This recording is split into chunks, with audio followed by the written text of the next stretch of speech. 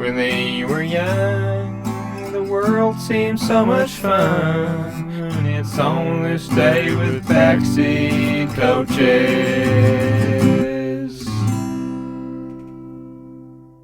We're back. The History Boys. That's our new name. Wait, copyright.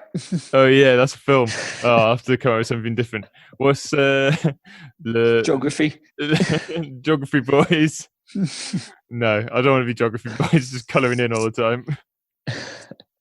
That sounds like fun. Yeah, that's true. Actually, it would be quite mindful in this sort of time as well. It'd be good for your brain, mental health, and stuff like that. We're back looking at more history stuff, more on this day. And for mine, we're going back 28th of March, 1891. 1891. Don't know if I said that right. All the way back there, 1891. Long time ago, that, isn't it? 1891. I don't remember it. Not very well, anyway. Well, you look like you should, but yeah. Bolly. We're going to go back to the first ever World Weightlifting Championships. Ooh. They were held in London. Do you want to guess how many people turned up to the first ever World Weightlifting Championships? Oh, loads. Yeah. Like anybody walking past would have just popped in. I'm going to say like 2,000. Just pop in, lift up a weight, lift a heavy thing. You would be wrong. There was 7 people at the first ever World Championships. Very easily organised, I think. Just put them all up in one house, can't you? They were from 6 different countries, to be fair.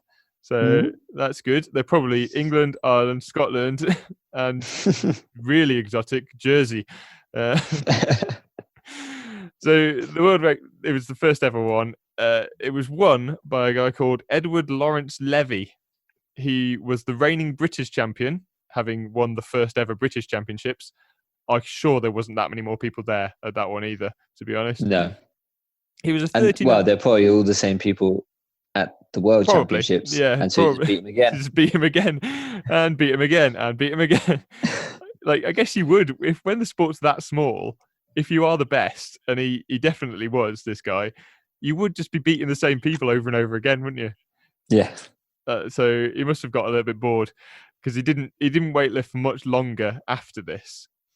He was 30. He was 39 at the time of the first World Weightlifting Championships, which nowadays you'd think that's probably too old, really, to be. Although powerlifters probably do like have slightly longer careers. Do you think? Yeah. But 39, even then, 39 is probably going to be quite old. I would have thought, even for modern weightlifters. But I think at the time it was just whoever's got the biggest muscles can do it. So he did. He, between 1891 and 1894, he established 14 world weightlifting records. So that's good. Nice. He could have been on our segment. I imagine, however, like, it doesn't say he broke them. He said he established them. So it was literally just because he won everything. It was just whatever he did was the world record. When you say established one, did he even actually have to do it? Or did he just say, there should be a record? This is the world record. For the heaviest round thing lifted.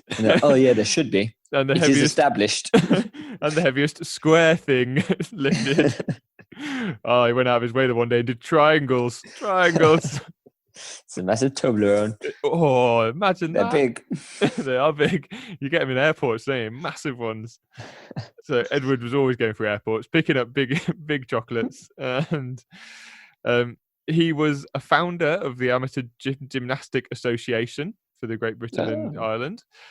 So he went on to do a lot of good things. He wrote a lot of books in his life, sort of going on. Is he one of these guys who would wear like the leopard print leotard and be like, that's exactly what I'm thinking of. There's a Family Guy sketch, isn't there, of the two guys? That's exactly what I'm thinking, with a massive mustache, the leopard print, and just like lifting up silly weights and talking in a very sort of Queensborough sort of voice. Yes. Probably. I know he was a Jewish man. He was posthumously inducted into the Jewish Sporting Hall of Fame in 1988. So that's good. That was something that was established in the state of Israel after the formation of Israel, which obviously there wouldn't have been in his time. So yeah, he went on to have quite a successful career. He worked in the alcohol industry, interestingly. I guess lifting barrels, probably, shoving barrels around. Yeah.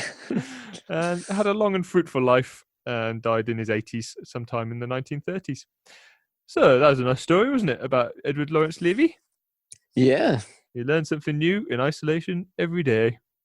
When they were young, the world seemed so much fun. It's on this day with backseat coaches.